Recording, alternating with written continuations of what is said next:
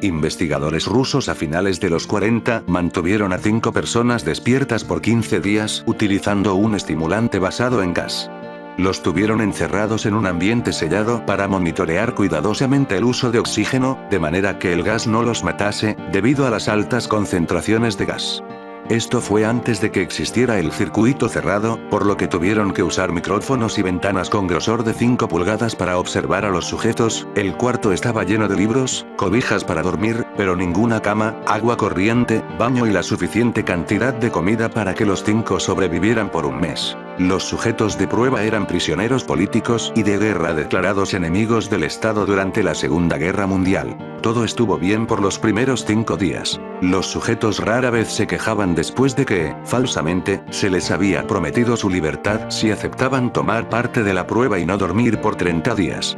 Sus conversaciones y actividades fueron monitoreadas y los científicos notaron que conforme pasaba el tiempo, ellos hablaban sobre incidentes traumáticos de su pasado. Después de 5 días se empezaron a quejar de las circunstancias y eventos que los llevaron a donde estaban y empezaron a demostrar paranoia severa.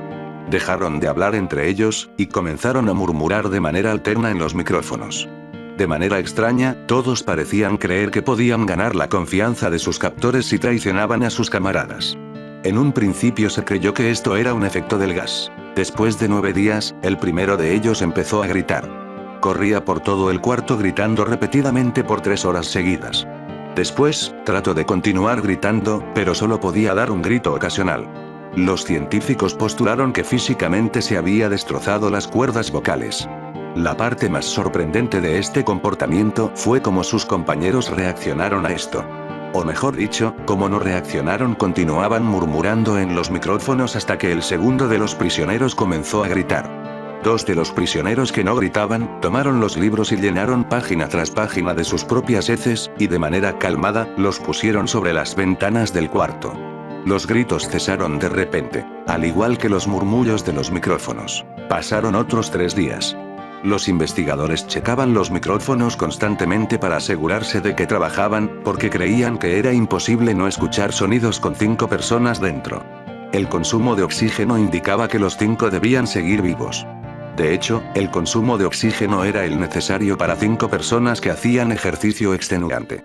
En la mañana del 14º día, los investigadores hicieron algo que no debían hacer para llamar la atención de los prisioneros. Utilizaron el intercom dentro del cuarto, esperando provocar respuestas de los prisioneros, pues temían que estuviesen muertos, o en estado vegetal. Anunciaron: abriremos el cuarto para probar los micrófonos. Aléjense de las puertas y acuéstense con las manos atrás en el piso o se les disparará. Se le otorgará la libertad a uno de ustedes si obedecen. Para su sorpresa, escucharon solo una frase, con voz calmada: no queremos ser liberados.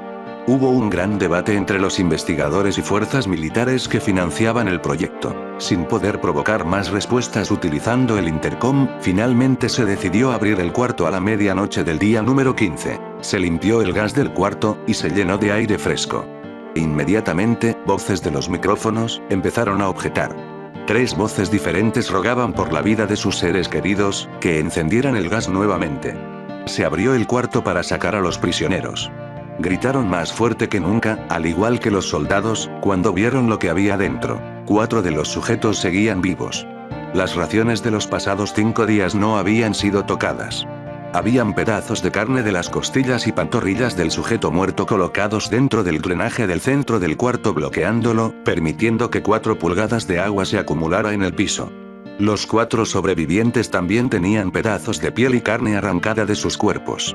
La destrucción de tejidos y la exposición de huesos en la punta de sus dedos indicaba que las heridas fueron infligidas por las manos, y no con los dientes, como era de suponerse. Al examinarlos, se descubrió que la mayoría de las heridas fueron autoinfligidas en su mayoría. La piel y los órganos de detrás de las costillas fueron removidos, mientras que el corazón, los pulmones y el diafragma seguían en su lugar. El tracto digestivo de los 4 sujetos podía verse trabajar, digiriendo comida. Rápidamente se hizo aparente estaban digiriendo su propia carne, y que ellos la arrancaron y se la comieron en el transcurso de los días. La mayoría de los soldados eran fuerzas especiales rusas en las instalaciones, pero aún así, muchos se negaron a regresar al cuarto para sacar a los prisioneros.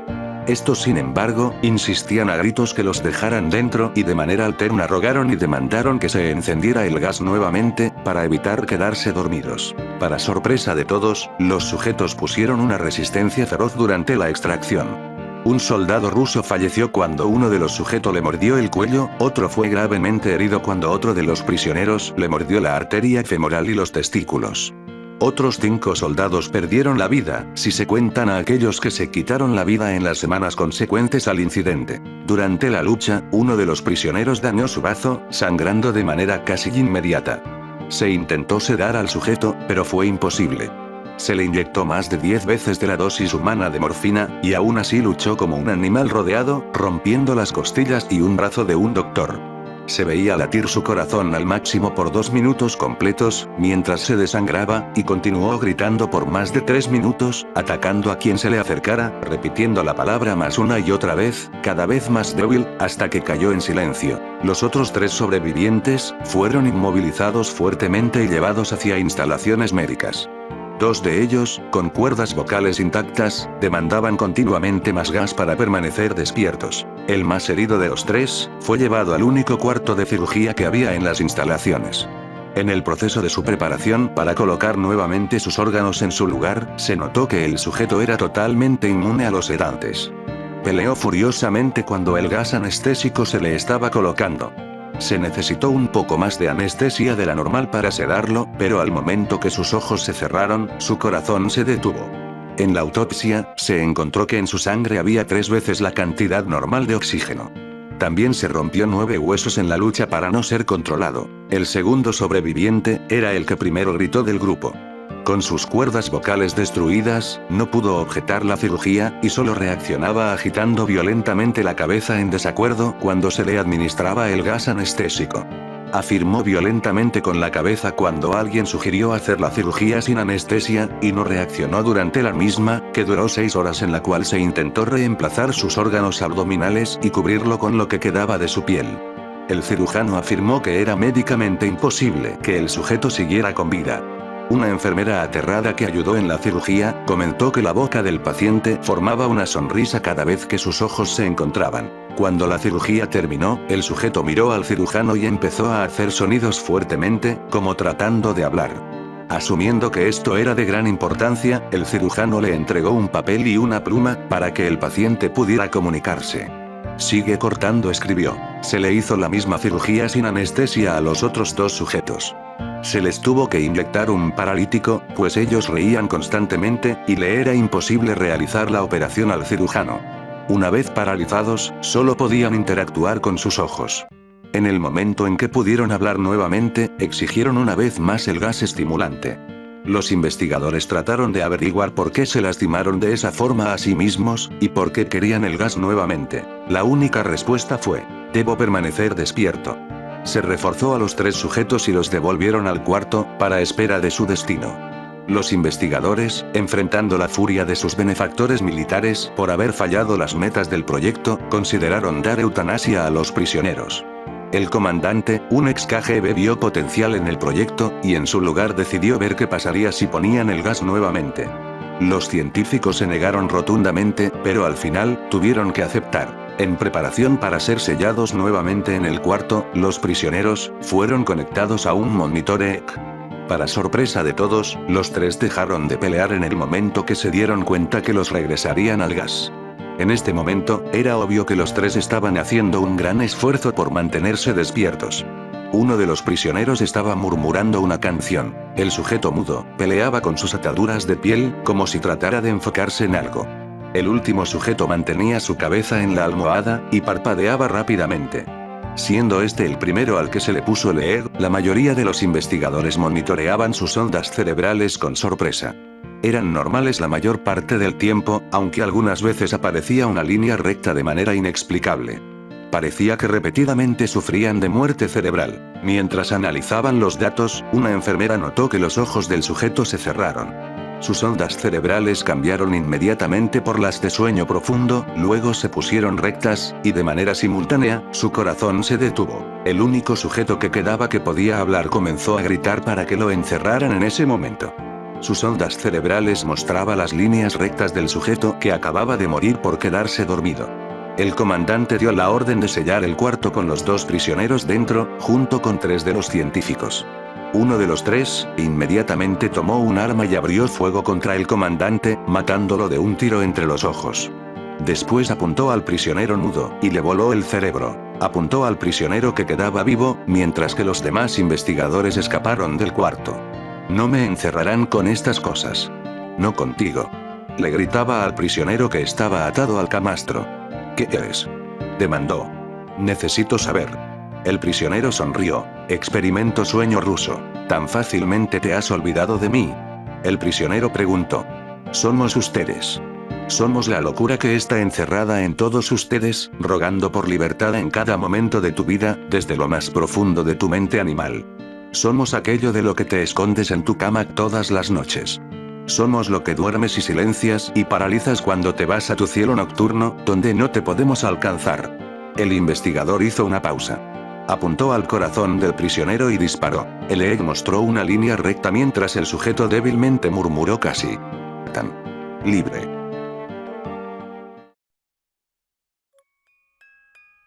La primera vez que conocí a Mary personalmente fue en el verano de 2007. Su esposo, Terence, con quien ella ha estado casada desde hace 15 años, hizo un arreglo conmigo para poder entrevistarla. Inicialmente, Mary estuvo de acuerdo, ya que yo no era ningún periodista, sino un escritor novato que quería obtener información para completar unas tareas de la universidad. Además, yo planeaba escribir algunas obras de ficción si la entrevista terminaba bien. Acordamos que la entrevista iba a ser durante un fin de semana en el cual yo esté en Chicago. Sin embargo, Mary se rehusó a la entrevista en el último momento y se encerró en la recámara de su esposo y ella. Durante media hora Terence y yo nos quedamos al frente de la puerta de esa recámara.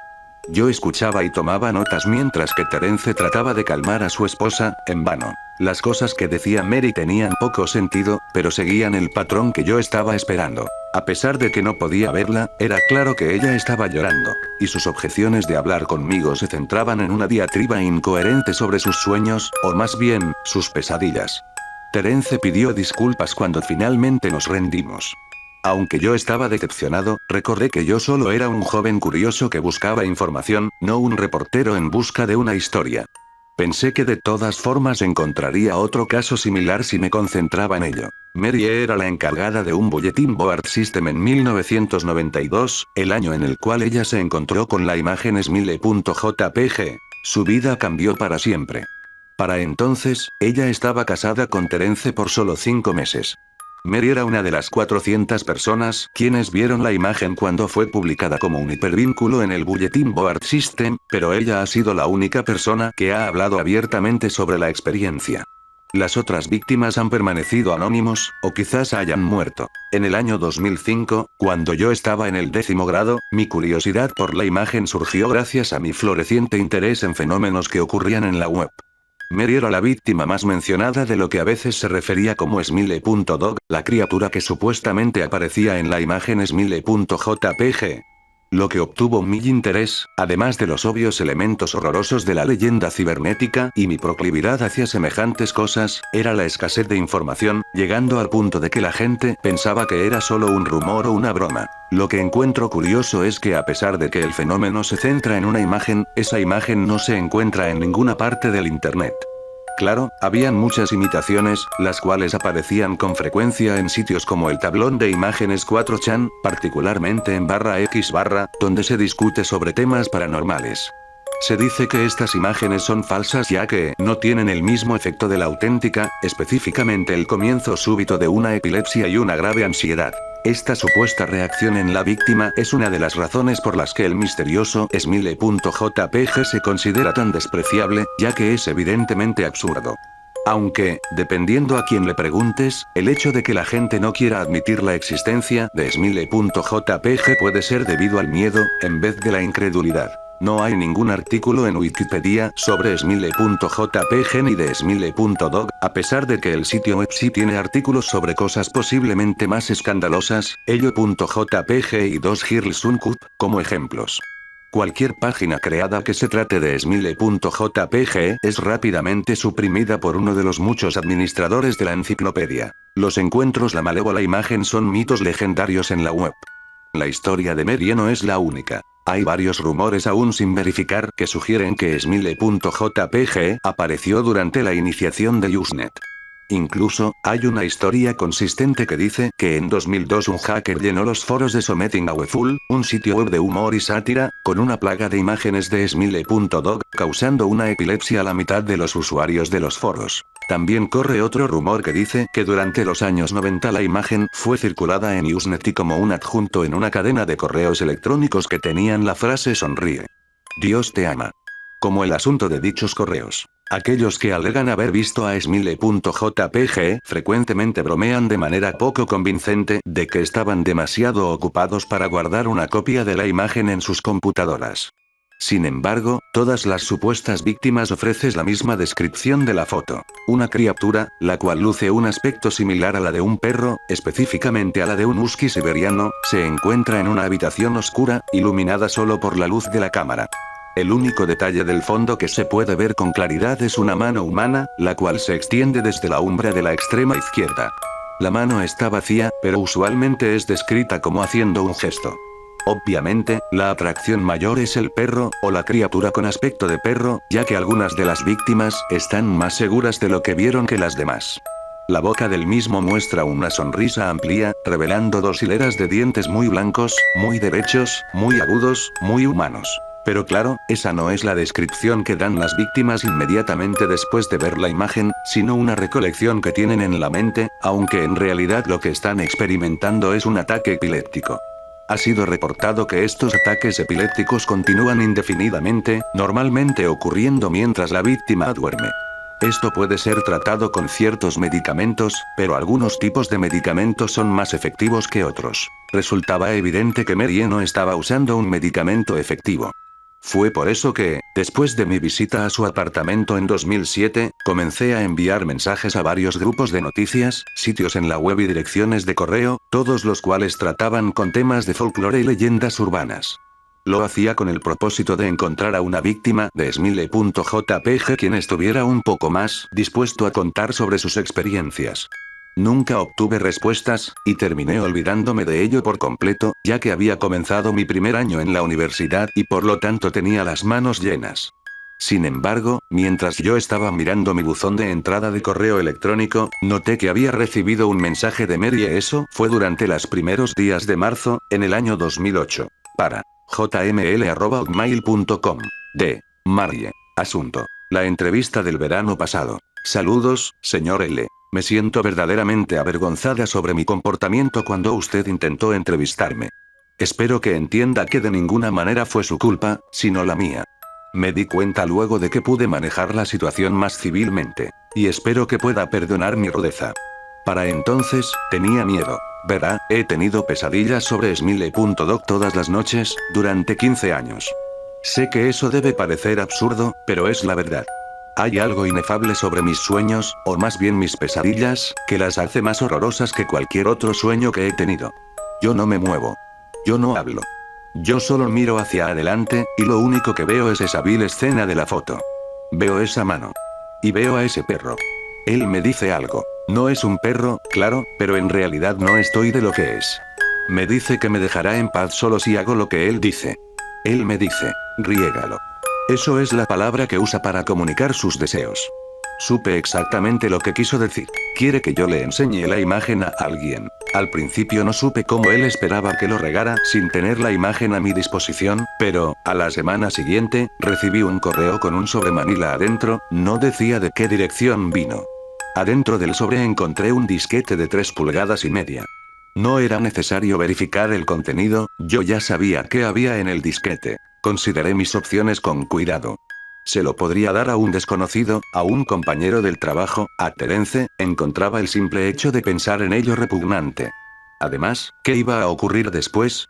Si el tal Smile.dog se mantenía fiel a su palabra, yo volvería a dormir en paz. Pero, ¿qué ocurriría si fuera una mentira? ¿Qué se supone que haga entonces? Puede que la situación se empeore si termino cumpliendo las órdenes de esa criatura. Así que decidí no hacer nada. Durante 15 años no hice nada, aunque sí mantuve el disquete oculto. Durante todos esos años, Smile.dog invadía mis sueños para demandar que haga lo que me pidió. Lo ignoré. Ignoré su petición durante estos 15 años. Ha sido una tortura. Las otras víctimas que yo conocía en el Bulletin Board System ya no publicaban nada. Incluso había escuchado que algunos de ellos cometieron suicidio. Los demás se mantenían en silencio, totalmente desaparecidos de la web. Me preocupo mucho por ellos. Sinceramente pido sus disculpas, señor L, pero cuando usted contactó a mi esposo el verano pasado para la entrevista, yo ya no pude más. Decidí que le iba a entregar a usted el disquete.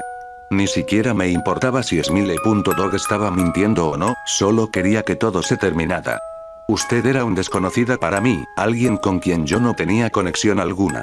Pensé que no me iba a sentir triste si le daba el disquete como parte de su investigación y dejarlo a su suerte. Sin embargo, antes de que usted llegara a mi hogar, me di cuenta de lo que yo estaba intentando hacer. Estaba atentando contra su vida. No pude soportar que yo haya pensado en semejante cosa y todavía no puedo hacerlo. Me siento avergonzada, señor L. Espero que este mensaje lo disuada de seguir investigando este caso. Puede que termine encontrándose con alguien más débil que yo. Alguien que seguiría las órdenes de Smile.dog sin pensarlo dos veces. Por favor, detenga su investigación antes de que sea muy tarde. Sinceramente. Mary E. Ese mismo mes, fui contactado por Terence. Él me dio la noticia de que su esposa se había suicidado. Mientras se deshacía de las cosas que ella dejó atrás, como sus cuentas de correo electrónico, encontró el mensaje que ella me había mandado. El hombre estaba destrozado por lo sucedido, él lloraba mientras me decía que siga los consejos que ella me dio. Dijo también que encontró el disquete, y que lo quemó hasta que no quedó nada más que un montón de cenizas apestosas. Pero hubo algo que lo incomodó significativamente. El disquete, mientras se derretía, pareció sisear, como si fuera algún tipo de animal. Debo admitir que no estuve muy seguro de cómo reaccionar a todo esto. Al principio pensé que quizás esto fue una broma de parte de la pareja, un intento para hacerme enfadar. Sin embargo, logré confirmar la muerte de Mary E. leyendo algunos obituarios de periódicos cibernéticos de Chicago, aunque claro, nunca se mencionó que la muerte fue causado por suicidio en dichos obituarios.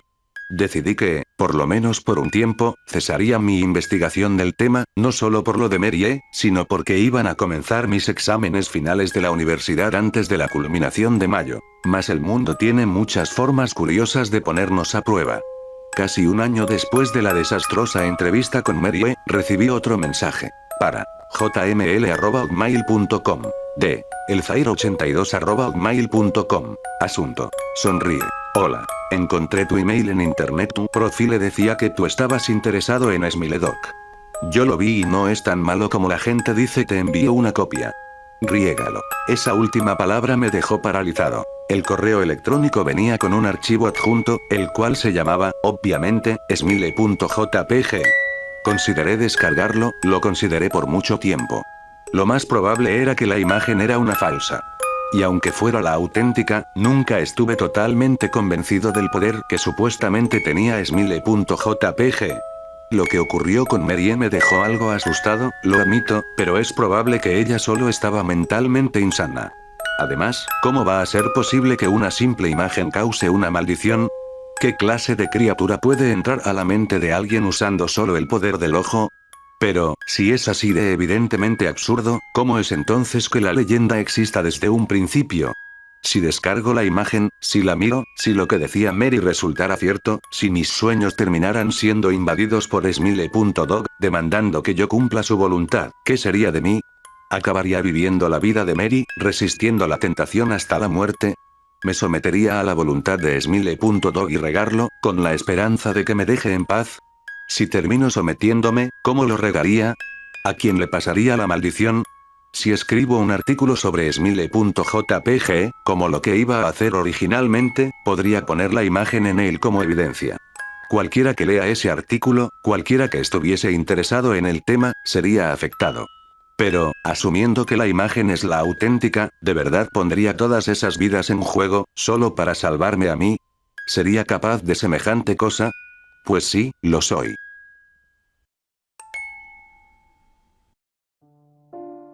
Se trata de una historia en cómic paralela al mundo de Chespirito, que muestra un universo enfermizo y trillado lleno de los personajes de Chespirito que todos conocemos con su lado más oscuro siendo sacado a la luz. Nadie sabe de dónde salió la historia y pocos saben cómo conseguir el cómic, más que aquellos que conocen la dirección web exacta.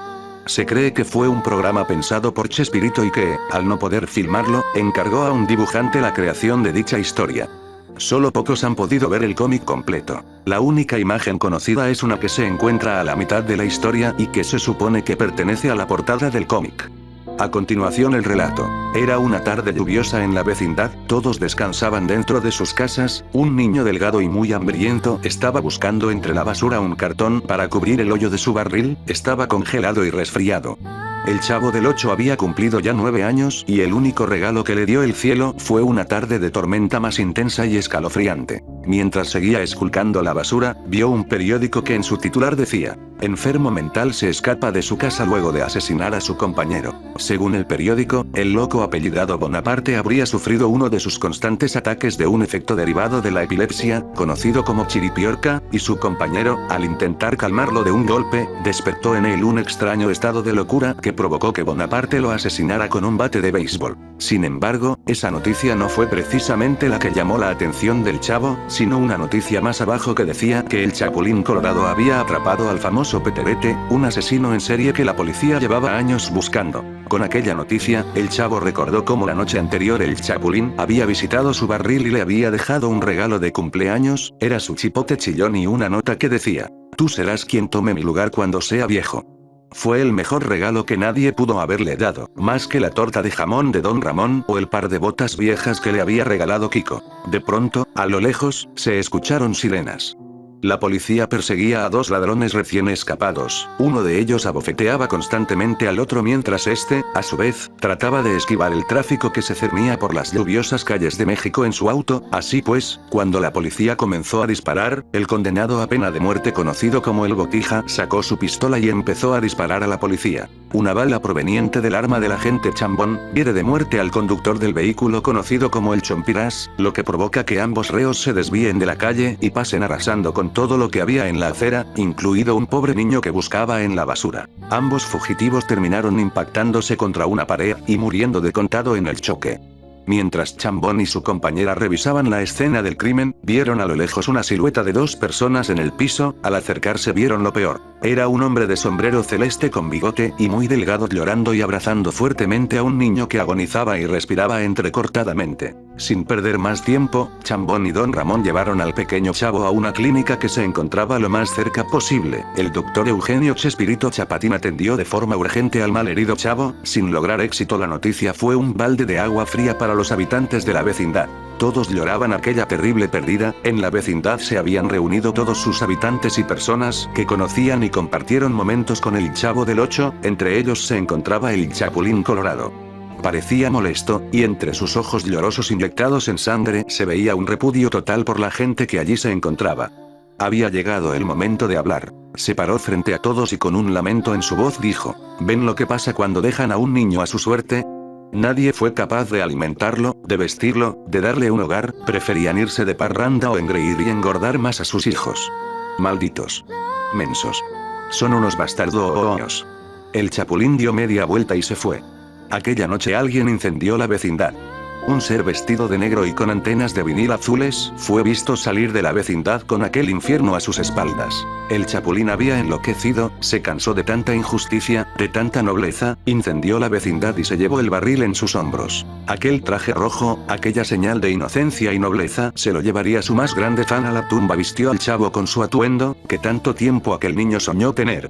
Metió su frágil cuerpo dentro del barril junto a una revista y una torta de jamón. Cerró el barril y en peso, el Chapulín Oscuro se llevó el barril fúnebre al cementerio. A la mañana siguiente apareció una tumba que decía: aquí descansa Chente el Chavo Bolaños. Y sobre él, un chipote chillón negro. Muchos dicen que estoy mal, pero no lo estoy. Muchos dicen que soy diferente, pero no lo soy. Muchos dicen que estoy loco, pero no lo estoy.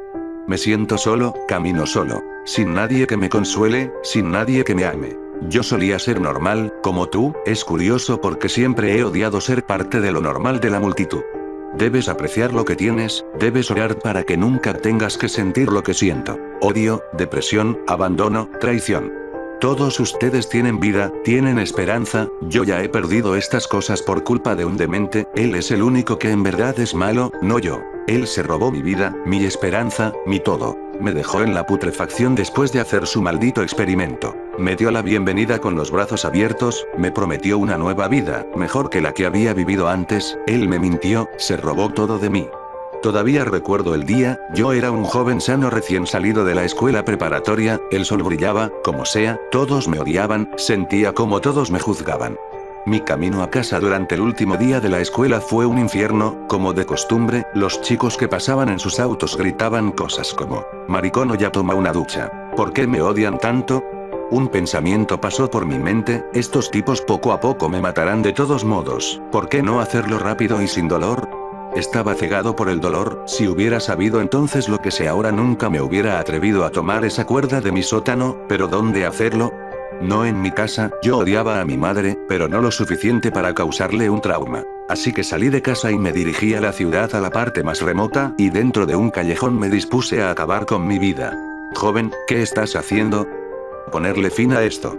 Respondí. ¿Estás loco? Ven conmigo, creo que te puedo ayudar. ¿Ayudarme? Si no eres más que un anciano, déjame morir en paz. Ahora no puedo hacer eso. Dijo con voz ronca y me agarró del brazo. Ven. Cuando luché tiró con más fuerza. Me caí y él volvió a sujetar mi mano y rápidamente me arrastró dentro de un edificio y cerró la puerta detrás de nosotros. Joven, creo que puedo ayudarte, sé cómo te sientes, por favor escúchame. Maldito seas, muy bien, pero date prisa. Una vida es algo precioso, pero ¿qué dirías si yo te ofreciera una vida nueva y totalmente gratis? Yo diría que ¿cómo me inscribo? Bueno, he estado haciendo una investigación sobre la anatomía humana y después de unos cuantos experimentos, creo que he dominado la manipulación de la forma humana. Creo que puedo convertirte en cualquier cosa o cualquier persona que desees. Claro, bajo ciertas circunstancias. ¿Cómo cuáles? Sacó una hoja de papel. Bueno, primero que nada firma aquí. ¿Qué pasa si no quiero? Bueno, en eso radica la segunda circunstancia, tú no tienes elección. ¿Qué? Ya me has oído mi querido amigo, sacó una jeringa con un líquido verde. Ahora estate quieto. Traté de correr, traté de gritar, pero él me tomó y me enterró la aguja en el cuello, entonces todo se volvió negro. Me desperté en una cámara de vidrio y por alguna razón estaba vestido de traje. Segundos después de que me desperté, él entró en la habitación con una bata de laboratorio. Hola, mi amigo, ¿tuviste una buena siesta? ¿Dónde estoy? Eso no es de tu interés, todo lo que tienes que hacer es sentarte y dejar que me haga cargo de todo el trabajo. ¿Qué me estás haciendo, psicópata? Te voy a matar. Hijo, no te tengo miedo, tú te vas a quedar ahí mientras yo hago historia. ¿Historia? Sí, cuando por fin logre hacer una transformación de todo el cuerpo en ti. Tocó un interruptor y comenzó a hablar en un micrófono, probando, bueno ahora comenzaremos con el experimento 84B. ¿Qué demonios estás haciendo? Los signos vitales del sujeto parecen ser normales, su frecuencia cardíaca se ha disparado, sin embargo, la actividad cerebral es alta y los niveles de insulina son normales. Déjame ir. Listo para comenzar con el experimento. Se dio la vuelta para accionar una palanca. Activando primer nudo. Un rayo de energía comenzó a perforar mi cuerpo, rompiendo mi ser en pedazos, no podía gritar, mi visión se tornó borrosa y de pronto estaba ciego. La apariencia del sujeto empieza a deformarse, activación del segundo nudo. El dolor aumentó, sentí como mi boca y mis ojos se cerraban. La cara del sujeto está completamente transformada, activación B. Una sirena sonaba, error, él gritó. ¡No! Su rostro y las extremidades no se han desarrollado plenamente, tengo que abortar el experimento. Lo último que escuché fue un gran estruendo. Me desperté, esta vez en los escombros de aquel lugar, apenas podía ver, era como si una pantalla de algún tipo me tapara los ojos.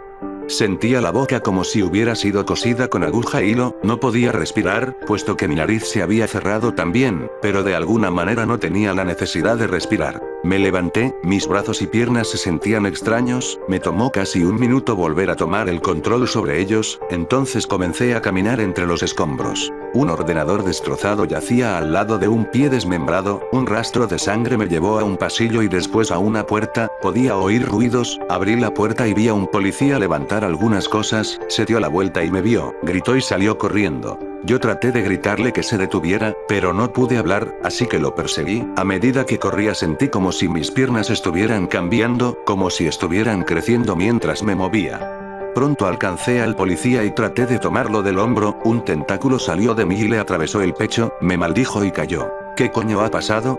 Pensé. Miré al cadáver, un agujero enorme se encontraba en su pecho, no lo pude ayudar. Continué siguiendo el rastro de sangre hasta que me encontré con el cuerpo del hombre, él fue aplastado con una viga, intenté levantarla, en ese momento los tentáculos volvieron a salir, levantaron la viga sin mucho esfuerzo y arrojaron el cuerpo del hombre con mucha fuerza hacia la pared y me salpicó una lluvia de sangre. Miré por todos lados buscando un lugar por donde escapar, pero era un callejón sin salida, seguí buscando hasta que me encontré en un cuarto de baño, era lo que necesitaba para lavarme la sangre. Me miré en el espejo y me di cuenta de que yo no tenía una cara. Yo vivo en las pesadillas de adolescentes y adultos por igual, todo por culpa de ese maldito. Poco después de esta experiencia he ido descubriendo mis verdaderos poderes, puedo estirar mis brazos y mis piernas, también puedo producir tentáculos de mi espalda. Después de todo lo que he vivido yo solo quiero un amigo, así que busco personas, niños, ellos son los únicos que no me ven con temor, pero no siempre puedo controlar mi cuerpo, de vez en cuando me equivoco y alguien muere, pero no es mi culpa, yo solo busco compañía. Me gustan las fotografías, me gusta entrar en ellas, siempre hay personas que toman fotos de la vida silvestre, así que decidí vivir en los bosques, pero siempre que me acerco a una persona para ver cómo salí en la foto, ellos corren y una cosa lleva a otra y una persona más muere en mis manos. Juro que esa no es mi intención, pero he perdido el sentido de bueno, de todo. Ya no sé cómo ser una persona, las cosas siempre son malas alrededor de mí, parece que siempre voy a matar a alguien. Solo quiero pedirte un favor, cuando me veas no huyas, de hecho debes correr hacia mí y darme la bienvenida, eso significaría mucho para mí y eso podría salvar tu vida. Pero ¿cómo sabrás que soy yo? Puedes fácilmente buscarme, solo debes ir a Google y escribir Slenderman.